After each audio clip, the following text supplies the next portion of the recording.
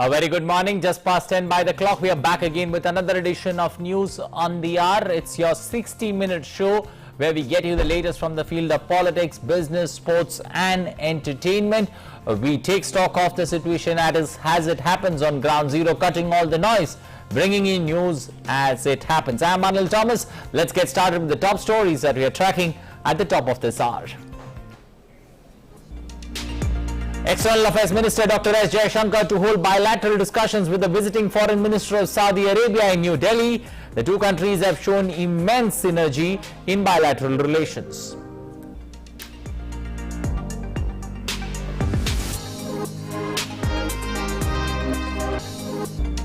India's COVID vaccination crosses the landmark figure of 80 crore doses. Last 10 crore doses administered only in 11 days. Health Minister congratulates entire country and healthcare workers for the achievement.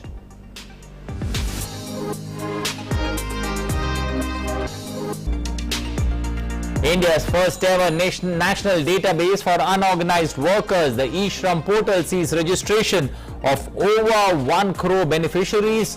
Union Labour Minister Bhupendra Yadav reiterates PM's commitment, social security for all workers.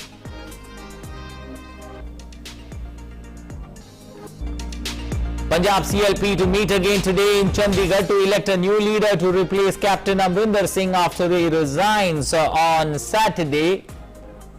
Says Captain resigns after feeling humiliated by the Congress High Command. In Afghanistan, Taliban allows reopening of secondary schools but no decision on girl students and female teachers. New Taliban rulers ordered only boys and male teachers back to the classroom.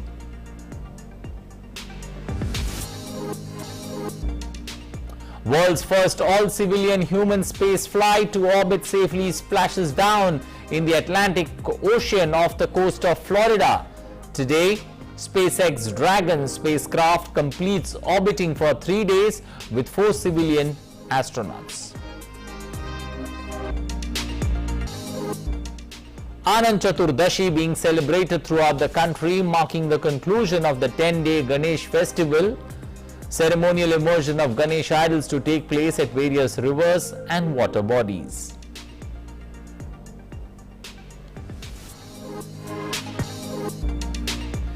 And Indian Premier League 2021 is back with its second phase of matches in UAE.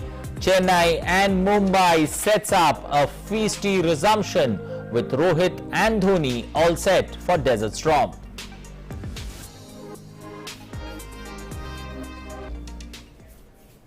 Well, those are the headlines. Now for the stories in detail, starting first up with External Affairs Minister Dr S Jaishankar will hold bilateral discussions with the Foreign Minister of Saudi Arabia, Prince Faisal bin Farhan Al Saud, in New Delhi. The two countries have shown immense synergy in bilateral relations. Saudi Arabia's Foreign Minister Prince Al Saud arrived in New Delhi on Saturday evening on a 2-day visit. The ambassador to the kingdom of Said received Prince Farhan upon his arrival in the national capital. Dr S Jaishankar held bilateral talks with Saudi Arabia's Minister of State for Foreign Affairs Adel Al Zubair last month in August. Saudi Arabia's foreign minister will call on Prime Minister Narendra Modi tomorrow. In August, Saudi Arabia scrapped the quarantine rule for Indian residents who received both doses of COVID-19 vaccines in the kingdom and allowed them to fly back into the country even though flights from India were still banned for non-residents.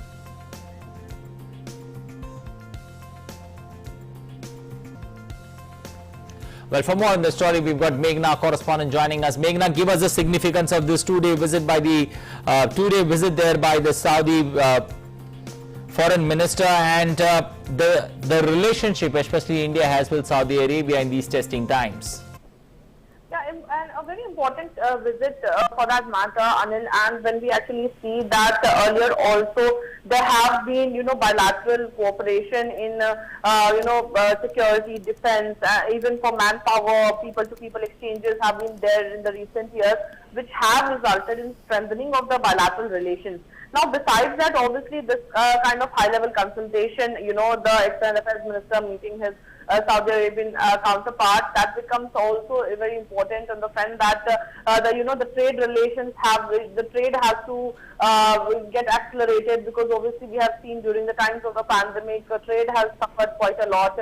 Besides that, also, fight against COVID-19, what can be done on that front, the kind of cooperation both the countries can have, that will also be one of the main focus of the talk. Besides that, the situation in Afghanistan is definitely, been on the talks when the External Affairs Minister has been talking to, his counterparts and other countries. This the Afghanistan situation is definitely one of the major, subjects of discussion. Besides that, also we have seen that there has been earlier also, MOUs which had been signed in several areas when Prime Minister Narendra Modi has visited Saudi Arabia. At that time also MOUs were signed in energy, civil aviation, defense, even launch of RuPay cards, regulation of medical products, and all security cooperation, and these across these sectors to strengthen these sectors. And also what we have been getting to know is that ISRO has also been in talks with the Saudi Space Commission. So there might be some talks on that also, that how space cooperation can be increased between both the countries.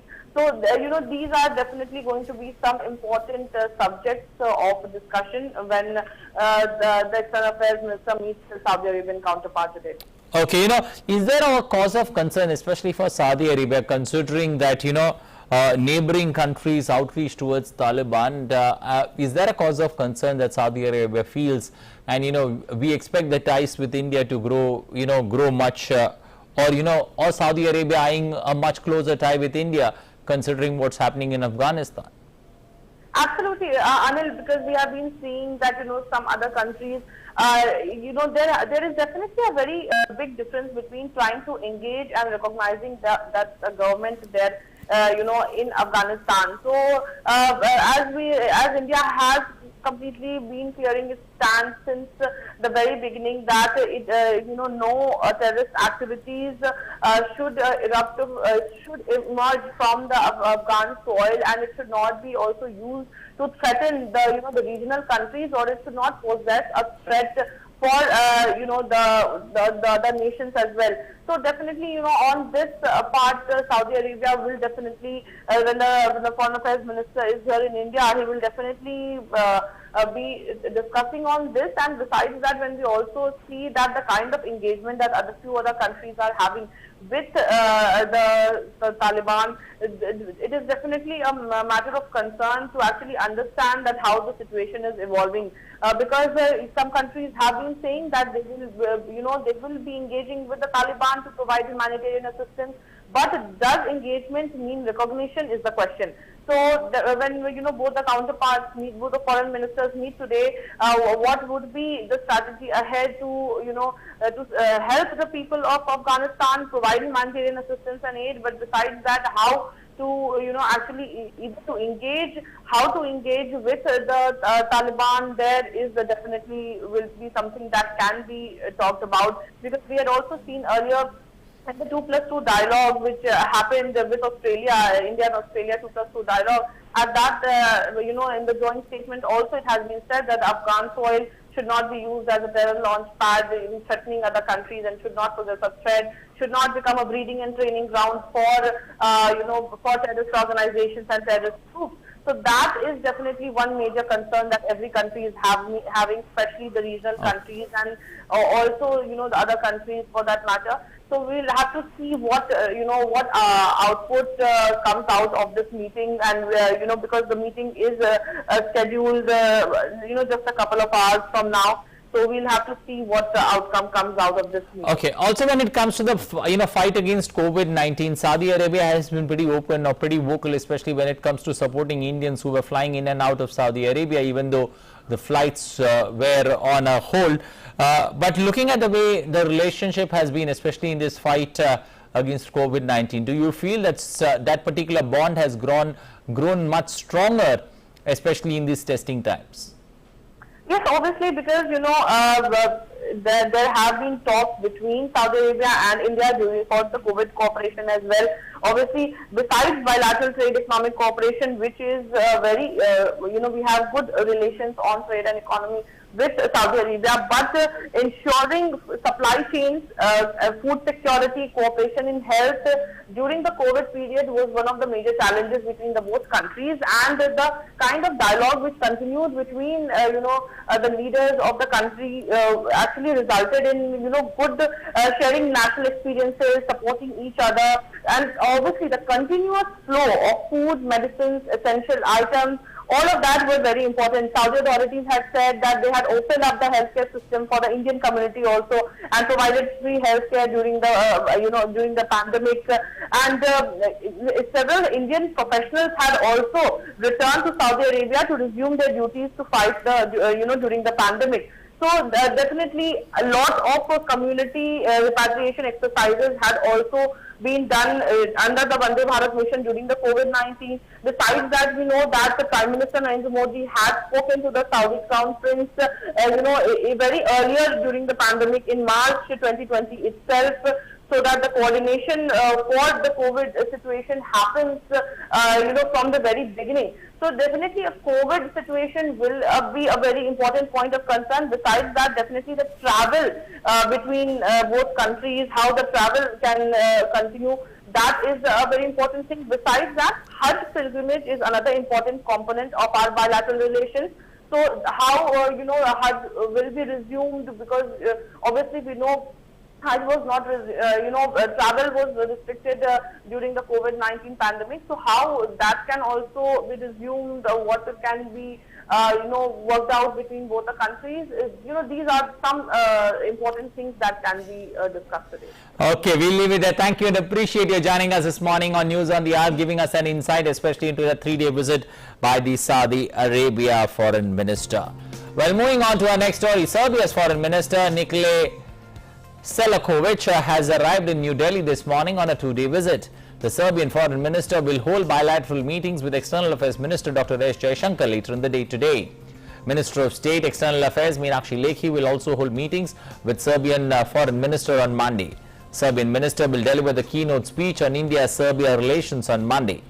The Serbian Foreign Minister will call on Vice President before leaving for Doha on tomorrow. Well, now an update on COVID-19 numbers from across the country. As per the new data by the Ministry of Health and Family Welfare, the recovery of 38,945 COVID patients in the last 24 has increased the cumulative number or tally of recovered patients in India to 3,26,71,167. Consequently, India's recovery rate has increased to 97.68%. Sustained and collaborative efforts by the centre and state union territories continue the trend of less than 50,000 daily new cases. 30,773 new cases were reported in the last 24 hours, and the active caseload presently stands at 3,32,158. Active cases presently constitute 0.99% of the country's total cases. Weekly positivity rate at 2.04%.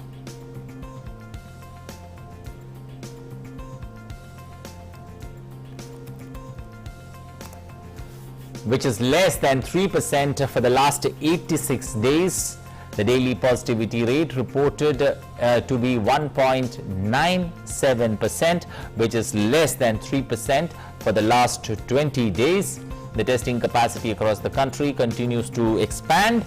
So far, India has conducted over 55 crores, 23 lakh cumulative tests. Also, a quick update on the death toll in India, 4,44,000 deaths in India. But in a landmark achievement, India's COVID-19 vaccination coverage has crossed 80 crore landmark.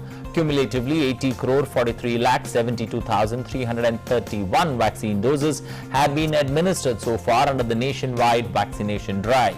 More than 85 lakh 42,732 vaccine doses have been administered on Saturday. Union Health Minister Mansukh Mandavia has congratulated the entire country and healthcare workers for the achievement of the 80 crore landmark milestone. The last 10 crore COVID-19 vaccine doses were administered in just 11 days.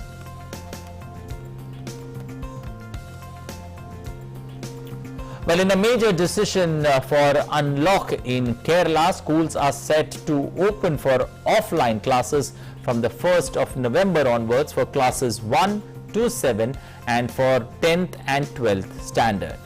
On 15th of November, rest of the school classes will open as well. Earlier this week, it was decided to open college for final year graduate and postgraduate students from the 4th of October onwards. Others in colleges will also join for offline classes by 18th of October. However, only vaccinated students can attend the classes in colleges. In another major decision, criteria for imposing strict lockdown in localities have been revised from 8 to 10. Those places with weekly infection per 1,000 population, that's WIPR, about 10 alone will undergo triple lockdown. Union Labour and Employment Minister Bhupendra Yadav has expressed happiness that in less than a month, over 1 crore people have registered on the e-Shram portal. Taking to Twitter, he said that the first ever national database of unorganized workers, e-Shram portal, has been created under the visionary leadership of Prime Minister Narendra Modi. He further added that it will help provide social security to all the workers in the country. Prime Minister Narendra Modi has tweeted about the auction of gifts and souvenirs received by himself. In his tweet, the Prime Minister said that the auction also includes special mementos of Olympic heroes. The Prime Minister has appealed to the people to participate in this auction. The Prime Minister said that the proceeds from the auction would be used for the Namami Gange initiative. In his tweet, the Prime Minister also shared a video.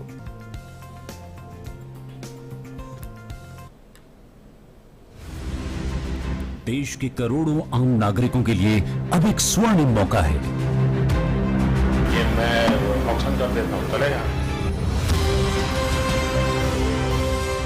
जहां वो माननीय प्रधानमंत्री नरेंद्र मोदी जी को मिले उपहार जो राष्ट्रीय गौरव के प्रतीक हैं, उन्हें ई ऑक्शन के जरिए खरीद सकते हैं। इन उपहारों में ओलंपियन नीरज चोपड़ा को स्वर्ण पदक दिलाने वाला जैवलिन, अयोध्या में निर्माणाधीन रामलला के मंदिर, 4 धाम और वाराणसी के रुद्राक्ष कन्वेंशन सेंटर के प्रतिरूप से लेकर कई बहुमूल्य उपहार शामिल हैं। प्रधानमंत्री जी द्वारा देश को समर्पित इन उपहारों को अब आप भी अपने जीवन का हिस्सा बना सकते हैं।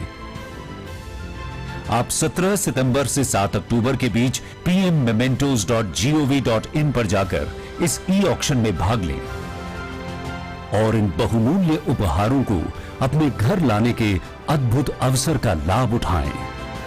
इस ई ऑक्शन से अर्जित संपूर्ण राशि मां गंगा को अविरल और निर्मल करने के अभियान नमामि गंगे कोष में जमा की जाती है। Well, shifting focus now to the political developments in Punjab, where the Punjab Congress Legislative Party will meet again today in Chandigarh to elect a new leader to replace Captain Amrinder Singh. Central Congress Observer Ajay Makhan, Harish Rawat and Harish Chaudhary will also be present at the meeting. All MLAs and ministers have been asked to remain present in the meeting. In an interesting turn of events in Punjab, Captain Amrinder Singh resigned as Punjab Chief Minister on Saturday, months before polls saying he had been humiliated by the Congress High Command and that Congress is free to appoint whoever they trust. He also said he would exercise his options when the time comes. Punjab Chief Minister Captain Amrinder Singh resigned from his post ahead of the crucial Congress Legislature Party meeting. His decision to step down ends a power tussle that polarized the Congress and resulted in frequent statements by leaders against each other in public. With the state headed for elections in just about 4 months, the turn of events couldn't have been worse for the ruling party. Amrinder Singh resigned after a meeting of legislators close to him at his residence in Chandigarh. He said that he also talked to Congress President Sonia Gandhi and expressed his anguish over the humiliation meted out to him. He said that the party high command can make whoever they have faith in the next CM. ये तीसरी बार ये हो रहा है पिछले कुछ महीनों में कि पहले तो एमएलए को एक बार बुलाया दिल्ली में, दूसरी बार बुलाया दिल्ली में, अब तीसरी बार मीटिंग कर रहे हो। मैं अपने आप को मैं समझता हूँ कि मेरे ऊपर कोई एलिमेंट ऑफ डाउट है कि मैं चला नहीं सका या कोई बात हुई, पर आई फील ह्यूमिलिएटेड कि जिस तरीके से ये बात हुई है। Leaders from Delhi were in Chandigarh for the all-important CLP, but before the CLP could start, Singh chose to resign and make his stand clear. However, Singh might have an ace or two up his sleeve. One of the tallest leaders of the Congress party in Punjab, Singh didn't mince his words when he hinted that he might chart his own and a different political course. But he kept the most scathing criticism for his bête noire, Navjot Singh Sidhu, calling him incompetent and stating clearly that he will oppose it if he is the chosen one to lead the Congress as Chief Minister of the state. Future politics is always there an option, and I will use that option जब time आएगा. He is going to be a disaster. लेकिन अगर इसको face रखेंगे for Chief Minister of Punjab, I will oppose him because ये national security का मसला है और मैं जानता हूँ कि ये पाकिस्तान के साथ कैसा इसकी उलझन है और I will not in any way दोस्त है मिस्टर प्राइम मिनिस्टर जो है इमरान खान, जनरल बाजवा के साथ इसकी दोस्ती है, सिद्धू को फेस बनाएंगे. I will oppose for my sake of my country. Earlier, the Congress made its choice evidently clear when it announced on Saturday midnight that a CLP meeting would be held after a representation from party MLAs. Factionalism had again surfaced in the state Congress as more than 45 MLAs wrote to Sonia Gandhi on Saturday seeking that Amrinder Singh be replaced as the Chief Minister. 78 of the 80 MLAs attended the CLP meeting. In the meeting, the MLAs voted unanimously to authorize Congress President to take a call on the next CM of the state. सर्वसम्मति से दो प्रस्ताव यहाँ पर पास हुए. पहला प्रस्ताव AICC की तरफ से कांग्रेस अध्यक्षा की तरफ से हरीश रावत जी के कहने के ऊपर मैंने रखा और दूसरा प्रस्ताव भी सर्वसम्मति से हमारे यहाँ पर पास हुआ जिसके अंदर कांग्रेस अध्यक्षा को अधिकृत किया गया कि वो कांग्रेस विधायक दल के नेता को चुने और उसके साथ साथ में जो वो सर्वसम्मति जो वो चुनेंगी जो जिसको चिन्हित करेंगी वो सर्वसम्मति से सब लोगों को मंजूर होगा. The developments might have caused an upheaval in the Punjab Congress. The opposition parties, however, seem to be taking this opportunity to fire stinging salvos at the Congress. कुर्सी की लड़ाई में सबसे ज्यादा नुकसान पंजाब का और पंजाब की आवाम का हुआ है. हमारे सूबे पंजाब की गवर्नेंस और एडमिनिस्ट्रेशन, पूरा प्रशासन स्टैंड स्टिल पे आ गया है, ठप हो गई है सरकार. पंजाब की कांग्रेस सरकार पूरी तरह असफल हो चुकी है. कांग्रेस में घबराहट है, झंझनाहट है, पैनिक है. उनको पता है कि 4.5 साल, पौने 5 साल बीत गए और कांग्रेस पार्टी पंजाब के अंदर कुछ भी डिलीवर नहीं कर पाई. With the state set to head for elections in a few months, the manner in which Captain Amrinder Singh has had to put in his papers will have an echo in the election campaigning of the Congress leaders and also of those of its opponents. As the Congress heads for the hustings, it will anxiously wait for the next move of its tallest leader so far, something which may as well have a bearing on the political landscape of the state. Bureau Report, DD India. We'll move forward with that story. We've got Akansha standing by to give us the latest. Akansha, good morning. Welcome to News on the Hour. Akansha, first things first, is there a consensus when it comes to the next Chief Minister that the Congress plans to select for the state? Today it is a very, very important day because again the CLP meeting is going to be held at 11 o'clock. And yes, yesterday also after the resignation it was it seemed that after the CLP meeting the name would come up, but somehow the two resolutions were passed and the name was sent to the Congress President Sonia Gandhi. And if we talk about the names, then Yes, Sunil Jakhar's name is also doing rounds. Then Sukhwinder Singh Randhawa is the senior leader.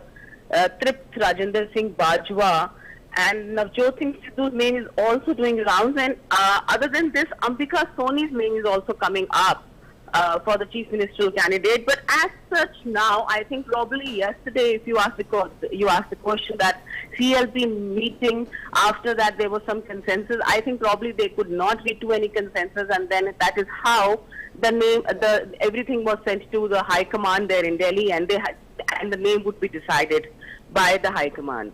Okay, considering the fact that there has been no consensus, is there a likelihood that we could see a chief minister and a deputy chief minister, something that would pacify all the camps that exist in Punjab, and arrive at a table where we could take this forward?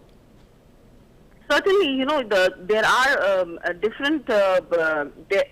Yes, there has been that a Dalit leader should be coming up as a deputy chief minister. Also, there is and yes, Sunil Jakhar is not a Sikh candidate, and from 1966, there always has been a Sikh chief minister.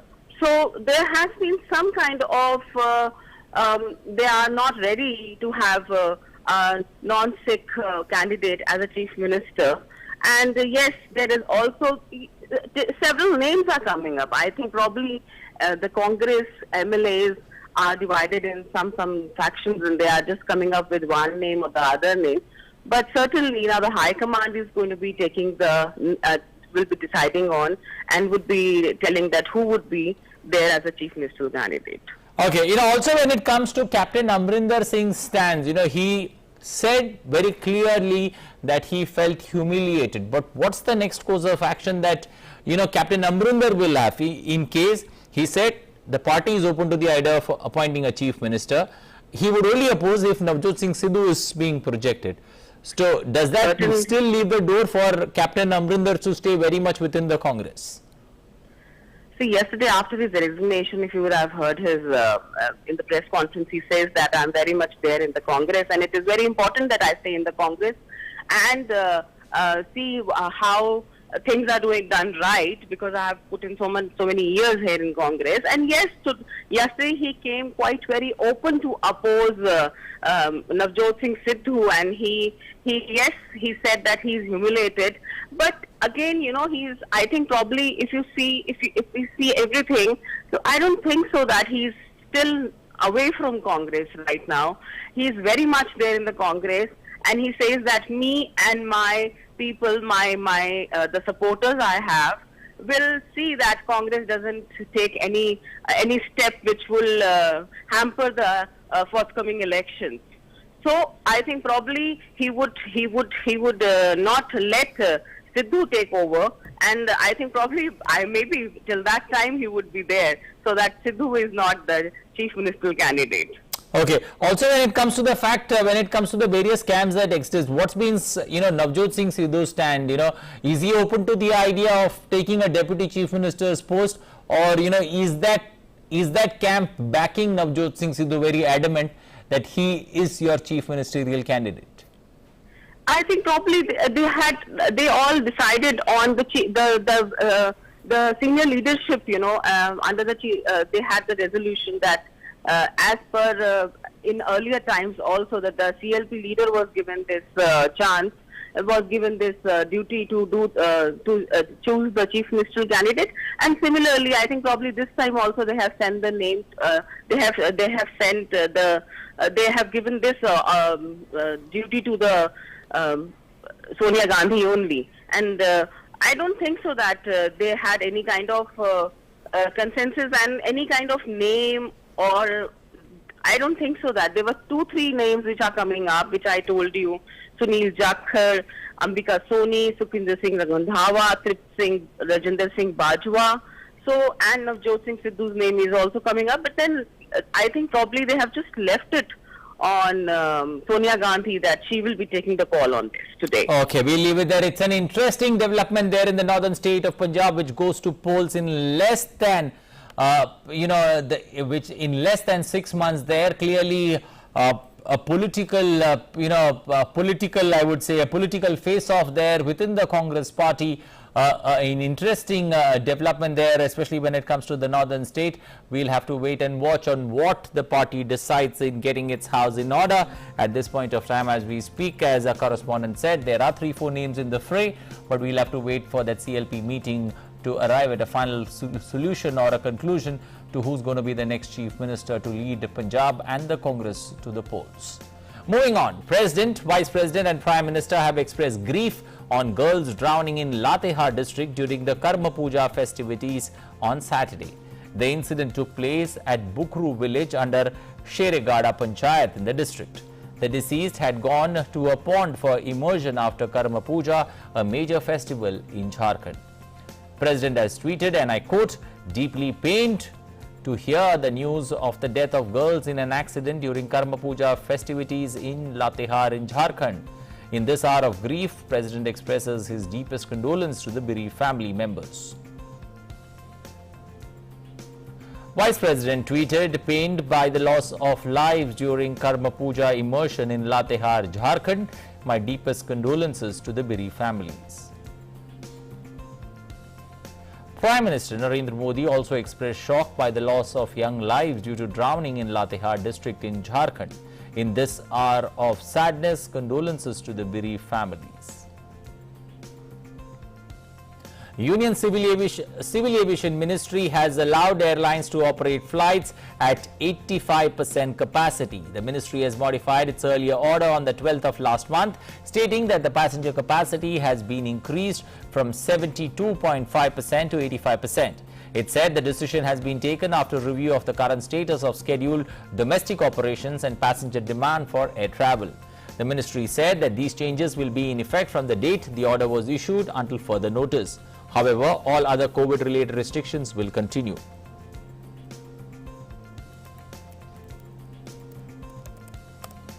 Prime Minister Narendra Modi has expressed deep grief over the passing away of noted literate Manorama Mahopatra ji. In a tweet, the Prime Minister said, and I quote, "Anguished by the passing away of Manorama Mahopatra ji, she will be remembered for her writings on a wide range of issues.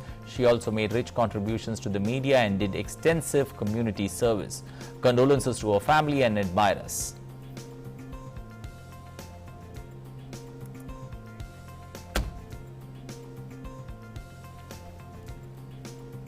Well, time now to head into a short breather here on the public broadcaster on News on the Hour. On the other side, we've got lots more lined up from international stories. Also, our special feature on Saga of Freedom and sports updates with IPL after a pause heading to UAE, and we're going to see matches between Mumbai and Chennai to start off that IPL cricketainment. Lots to look forward to on the other side. Stay tuned. Time for a short break.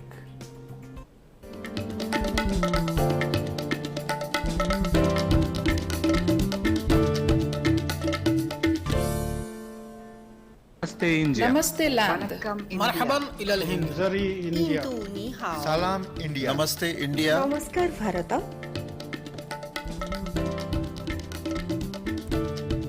Muy India.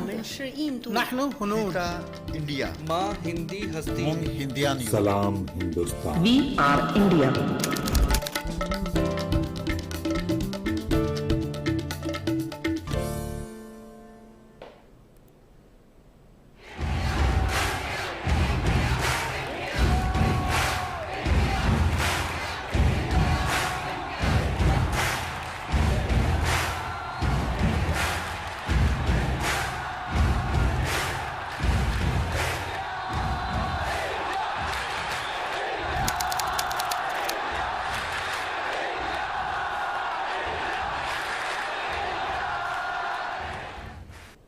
Your window to rising India. India's voice on global platforms. Latest news from India and around the world. In-depth analysis of global headlines. Watch DD India in your country. Available for downlink in all Southeast Asian countries.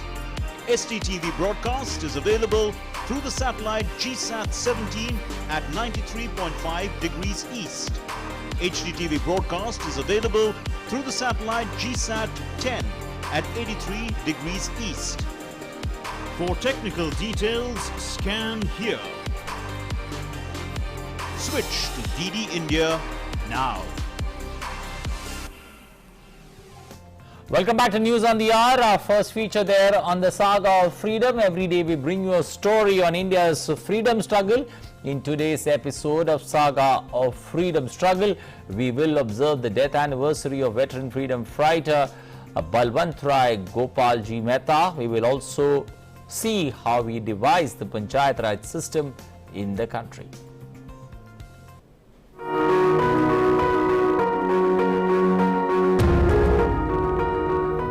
Today is the death anniversary of veteran freedom fighter Balwant Rai Gopalji Mehta. He died during the Indo-Pak War on 19 September 1965 when the aircraft he was travelling in along with his wife and a few others was shot down by the Pakistan Air Force. At that time, he was the Chief Minister of Gujarat. Born on 19 February 1900 in Bhavnagar, Balwant Rai Gopalji Mehta joined the freedom movement in 1920, fervently fighting back and resisting the colonial oppression. At that time, protests went widespread and it was much more difficult for the people to persist. Balwant Rai Mehta, who had almost finished his degree in Bachelor of Arts, resolutely refused to accept a degree from the colonial government. After making public his stance on the imperial powers present in pre-independence India, he joined the non-cooperation movement in 1920 and promptly threw himself heart, body and soul into the battle for freedom. He founded Bhavnagar Praja Mandal in 1921 for carrying on the freedom movement in Gujarat. Later on, he participated in the civil disobedience movement from 1930 to 1932. Mehta also took part in the Bardoli Satyagraha of 1928 for the farmers of Bardoli against the unjust raising of taxes. He was sentenced for 3 years in prison for participating in the Quit India movement. He spent 7 years in prison during the British Raj. A milestone in his life came along when, as the chairman of the Balwant Rai Mehta Committee in 1957, he would institute the scheme of democratic decentralization, which finally came to be known as Panchayati Raj, a scheme that revolutionized welfare at the grassroots level. The committee submitted a report suggesting the building of the now famous three-tier Panchayati Raj system, giving legislative bodies complete control over planning and administration. It was a brilliant move, one whose benefits are reaped even to this day.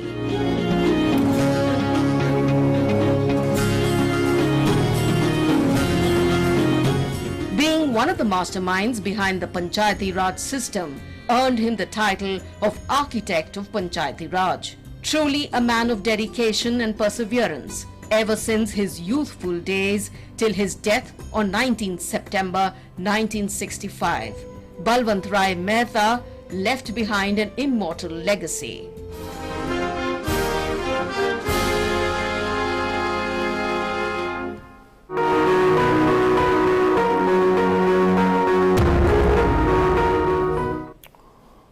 Well, moving to festivities where Anand Chaturdashi being celebrated across the country today. Anand Chaturdashi marks the conclusion of the 10-day-long Ganesh festival. Ceremonial immersion of Lord Ganesha takes place at various rivers and water bodies. This ritual is named Ganesh Visarjan. Mumbai administration has put in place special arrangements for Ganesh Visarjan. Tight security arrangements are in view of the immersion of the idols after the 10-day Ganesh festival.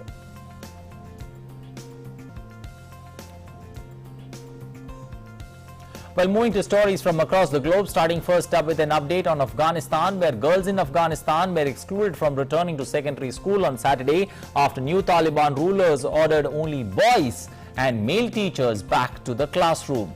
Taliban Education Ministry in a statement said all male teachers and students should attend their educational institutions. Most educational institutions in the capital Kabul had stayed closed after the country's takeover as the Taliban struggled to reopen the economy and restore normal life. We don't have a problem in our school. The hours are different for boys and girls. Girls study in the morning and boys in the afternoon. Male teachers teach boys and female teachers teach girls. Our girls have not come for classes yet. Their spirits are down and they are waiting for the government announcements so they can resume studying. Well, in a bid to wrest influence from away from the Organization of American States or OAS, Mexico's president and other leaders said Latin American and Caribbean nations should aspire to be a bloc like the European Union. The host of the summit, Mexican President Andrés Manuel López Obrador, told the leaders attending the summit that the bloc could better boost the region's inequality-stricken economies as well as confront health and other crises. Obrador emphasized the need to respect the sovereignty of the region's mostly Spanish-speaking nations. Nearly 20 presidents and prime ministers were attending the meeting of the Community of Latin American and Caribbean States in Mexico City. The leaders gathered at the invitation of López Obrador with a stated aim of weakening the OAS, the longest-standing regional body that excludes Cuba and is viewed by skepticism by many of Latin America's central-left leaders. Well, France is in a crisis with the United States and Australia after Canberra's cancellation of a multi-billion-dollar submarine order led Paris to recall envoys from its allies.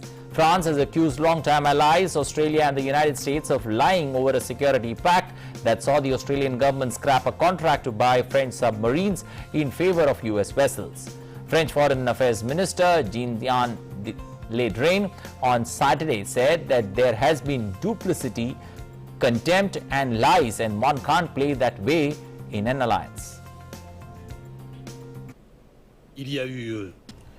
There have been lies, there has been duplicity, there has been a major break of trust. There has been contempt, so it's not going well between us, not at all. That means that there is a crisis, and at that point, there's first a symbolic aspect, meaning we are recalling our ambassadors to try to understand, but also to show to our former partner countries that we have very strong discontent, really a serious crisis between us. And if they come, it's also a way to re-evaluate our position to defend our interests both in Australia and in the United States. Well, on Friday, France has recalled its ambassadors from Washington and Canberra over a trilateral security deal also involving Britain, which sank the submarine contract with Paris. Canberra announced on Thursday it would scrap its 2016 deal with France's naval group to build a fleet of conventional submarines and instead build at least 8 nuclear-powered ones with US and British technology after striking a trilateral security pact. Well, the leaders of the EU bloc of 9 southern European members have demanded urgent global action to combat a worsening climate crisis and build a sustainable future for the Mediterranean region. Leaders from Croatia, Cyprus, France, Greece, Italy, Slovenia, Malta, Portugal and Spain met in Athens to discuss climate change after devastating summer wildfires, highlighting the challenges a warmer world poses for southern Europe. In a joint statement after the meeting, joined by European Commission head Ursula von der Leyen, they said the Mediterranean is now suffering unprecedented ecological damage and response capabilities are being stretched to the limit.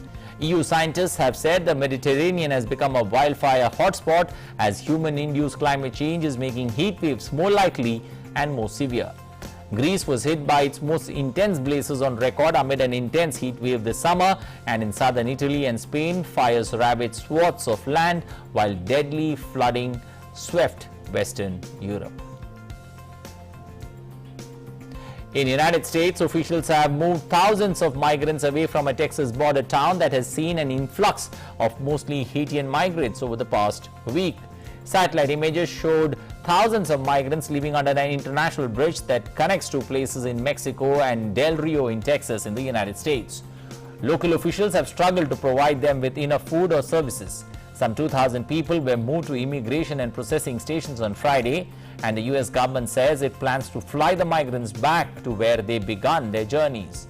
Flights are expected to start today, and the Department of Homeland Security said in a statement that the transfers could continue in order to ensure that irregular migrants are swiftly taken into custody, processed and removed from the United States, consistent with our laws and policies.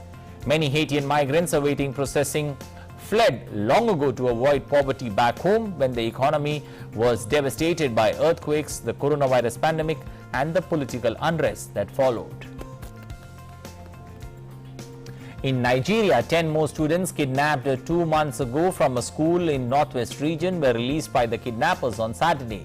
According to the school administration, 21 students from the school are still in captivity. Last month, armed groups released 15 students from the school after a group of 28 was set free in July, following the release of a first group of 28 2 days after the raid.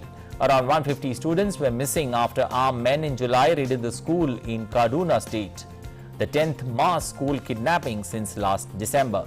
Schools have become targets for mass kidnappings for ransom in northern Nigeria by armed groups. The United Nations Children's Agency UNICEF has said over 1 million Nigerian children could miss school this year as a new term begins amid a rise in mass school kidnappings and insecurity. A wildfire that burned for 6 days and devastated forests near the Costa del Sol resort in southern Spain was brought under control as steady rains helped the firefighters. The fire, which had burned through at least 9,670 hectares since it began last Wednesday, is now under control.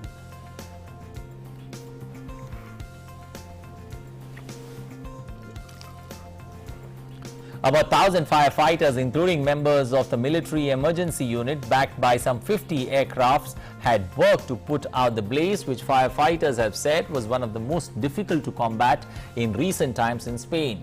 Fanned by strong winds last week, the wildfire spread through the mountainous Serra Bermeja area near Estepona, a popular spot with British tourists and retirees. Most of the 2,000 people who were evacuated were allowed back home from Monday evening. Regional Environment Chief Carmen Crespo said on Friday the blaze appeared to have been started deliberately and investigators were working to uncover more details. An update now on Storm Chantu. Japanese weather officials said the tropical storm Chantu turned into a low-pressure system over the weekend. The weathermen, however, urged people in the rain-soaked east of the country to stay on guard while the risk of floods and mudslides remain in place. Authorities in Mihama town, Yakahama prefecture, said that they had received dozens of reports of wind damage. However, no report of injury has been reported so far. The meteorological agency officials have warned about continuing risk of mudslides, overflowing rivers, floods in low-lying areas, big swells along the coast and powerful gusts. Time now to take a look at updates from COVID-19 from across the world. As of now, over 22 crore 89 lakh people being affected by COVID-19. The recovery rate currently stands at 20 crore 55 lakh. 47 lakh people worldwide have lost their lives in that battle against COVID-19. United States continues to be the worst affected by the pandemic since the start and remains so as the Delta variant has accelerated the case tally. United States has more than 4 crore 28 lakh cases of COVID-19, with the death toll now surpassing 6 lakh 91,000 mark in the United States. Meanwhile, students in Bangladesh aged 12 to 17 will start getting the US-made Pfizer COVID-19 vaccine in the next 15 to 20 days. Bangladesh Health Minister Zaid Maliki said that Pfizer vaccine is suitable for children and arrangements have been made to collect the vaccine doses. He said that vaccination of school children is necessary as the educational institutions have now opened. More than 21.85 million people have received the first dose of COVID-19 vaccination in Bangladesh, while more than 14.39 million people have received both the doses of the vaccine till Thursday. Meanwhile, the sample positivity rate in the country was reported to be 6.05% on Saturday. As per the latest data released by the Directorate General of Health Services, 35 people died and 1,190 new cases of corona were detected in the country on Saturday. Australia, meanwhile, recorded 1,882 new coronavirus cases on Saturday as thousands of police officers in Sydney and Melbourne were deployed to quell planned anti-lockdown protests. Several hundred people managed to gather in downtown Melbourne, and local media reported some early arrests and clashes with the police as 2,000 officers made the area virtually a no-gap or a no-go zone. Public transport and ride shares into the city were suspended. New South Wales reported 1,331 COVID-19 cases, mostly in the state capital Sydney, and 6 deaths, while Victoria had 535 new infections, again mostly in the state capital Melbourne, along with 1 death. Most of the restrictions in Victoria, New South Wales and Canberra are to remain until at least 70% of those 16 years and older are fully vaccinated, which based on the current pace of inoculations could be in late October or early November. Well, hundreds of protesters took to the street in front of the Eiffel Tower in Paris on Saturday to denounce France's tightening health pass requirements. This was the 10th consecutive Saturday of widespread protest against mandatory COVID-19 passes in Paris. In July, Emmanuel Macron announced a series of new restrictions to contain the spread of COVID-19, including a special health pass indicating that a person has either been vaccinated or has had a negative test report for COVID-19. The move caused widespread resentment in French society, with protests against the measure rocking the country every weekend. The government this week made it mandatory for medical workers to get the COVID-19 jab or risk suspension without pay. So far, around 3,000 workers across France have been suspended in hospital, care homes and health centers for failing to comply with mandatory COVID vaccination rules. In Romania, the fourth wave of the pandemic has started to wreak havoc earlier than expected. The spots in the hospitals are getting occupied faster than ever, and the number of cases are exploding from one week to another.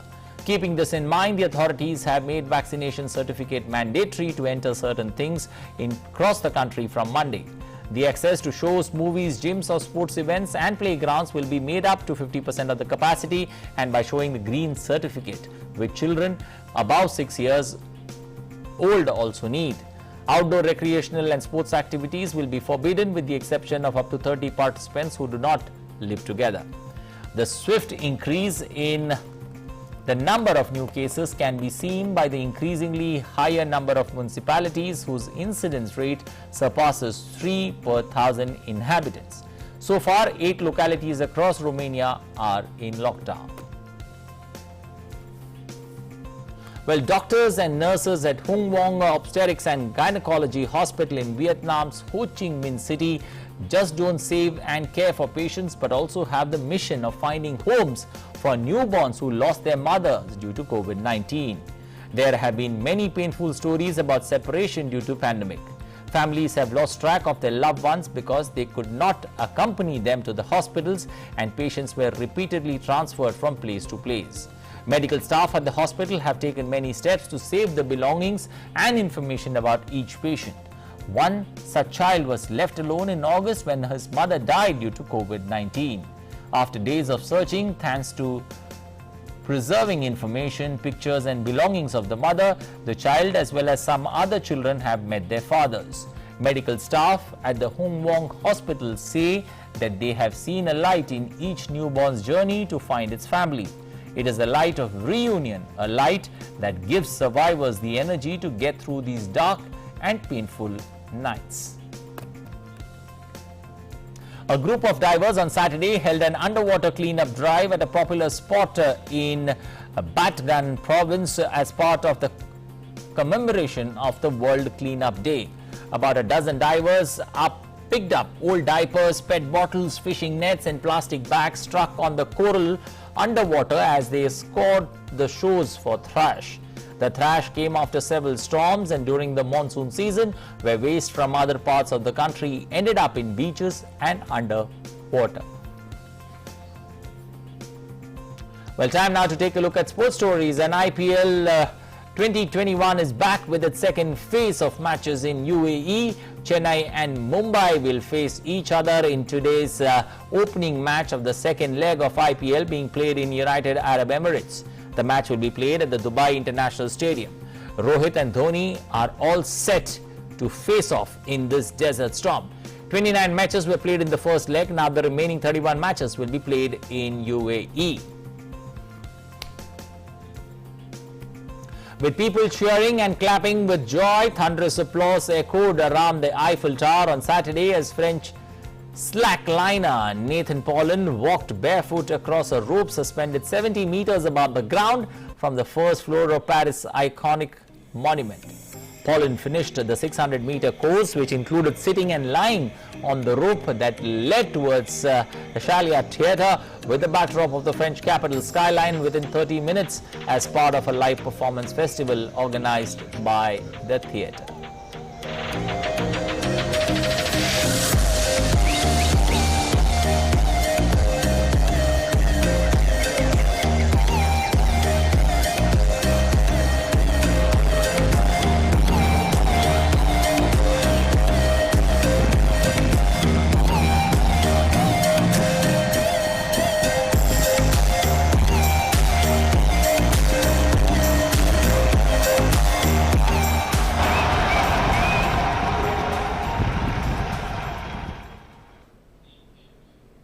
Please do not try that at home. It's an expert who's done it, and it's under total supervision that these kind of stunts are being performed by these experts. Well, that's all we have time for in this edition of News on the Hour. But before we wrap up, we leave you with a visual to lighten up your day. We take you to Italy, where music lovers in Venice were treated to a string quartet played on board a large violin-shaped boat as it motored slowly along one of the city's famous canals. The boat, built as a tribute to COVID-19 victims by artist and wood carver Livo Di Marchi during the pandemic to symbolize the rebirth of the iconic city following the ravages of the pandemic. You take a look at these visuals. Thank you. Bye-bye.